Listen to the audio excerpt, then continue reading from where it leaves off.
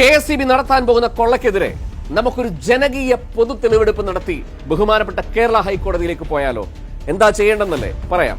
നിരക്ക് വർദ്ധിപ്പിക്കണം എന്നാവശ്യപ്പെട്ട 111 പേജുള്ള ഒരു ശുപാർശയാണ് KSEB റെഗുലേറ്ററി കമ്മീഷൻ നൽകിയത്. ഈ വിഷയത്തിൽ കേരളത്തിൽ കോഴിക്കോടും പാലക്കാടും എറണാകുളത്തും തിരുവനന്തപുരത്തും റെഗുലേറ്ററി കമ്മീഷൻ പൊതു തെളിവെടുപ്പ് നടത്തി. ആയിരക്കണക്കിന് മനുഷ്യരാണ് അവിടേക്ക് പൗരബോധത്തോടുകൂടി എത്തിച്ചേർന്നത്, തങ്ങളുടെ ആശങ്കകളും എതിർപ്പുകളും അറിയിച്ചത്.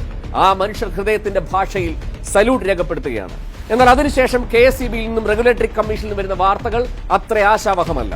അതുകൊണ്ട് തന്നെയാണ് ബഹുമാനപ്പെട്ട കേരള ഹൈക്കോടതിയിൽ ഈ വിഷയത്തിൽ ഒരു പൊതു താൽപര്യ ഹർജി റിട്ട് പെറ്റീഷൻ സിവിൽ 32-608/2024 ഞാൻ സമർപ്പിച്ചത്. ഈ കേസ് വിശദമായ വാദം കേൾക്കുന്നതിന് ഈ മാസം 30-ാം തീയതി അവധിക്ക് വെച്ചിട്ടുള്ളതാണ്. ഞാൻ ഈ വിഷയത്തിൽ പ്രതികരിക്കാൻ തുടങ്ങിയ സമയം മുതൽ നിരവധി മനുഷ്യർ ഫോൺ മുഖാന്തരവും നേരിട്ടും എന്നെ സമീപിക്കുകയും KSEBയുടെ കൊള്ളകൾ എന്നോട് പങ്കുവെക്കുകയും ചെയ്തു. അതുകൊണ്ട് തന്നെയാണ് ഇങ്ങനൊരാശയം തലയിൽ ഉദിച്ചത്. കേരളത്തിൽ 7 ജില്ലാ ആസ്ഥാനങ്ങളിൽ ഈ മാസം 26-ാം തീയതി നമ്മളൊരു ജനകീയ തെളിവെടുപ്പ് നടത്തുന്നു. ഞാൻ പ്രതിദാനം ചെയ്യുന്ന പാർട്ടിയോ ഞാൻ ഒറ്റയ്ക്കോ നേരിടേണ്ട ഒരു വിഷയമല്ല. ഇതൊരു ജനകീയ വിഷയമായതുകൊണ്ട് തന്നെയാണ് ഇത്തരമൊരു ആശയം പങ്കുവെക്കുന്നത്.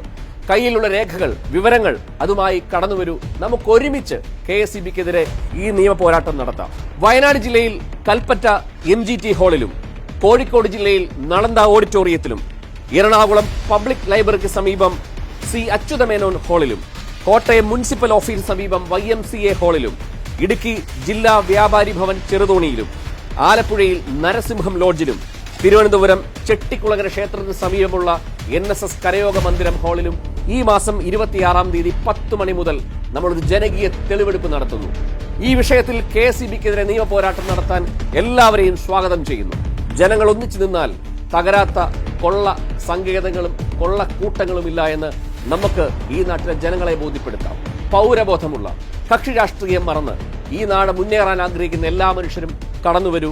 ഈ പോരാട്ടം നമുക്ക് ഒരുമിച്ച് നയിക്കാം.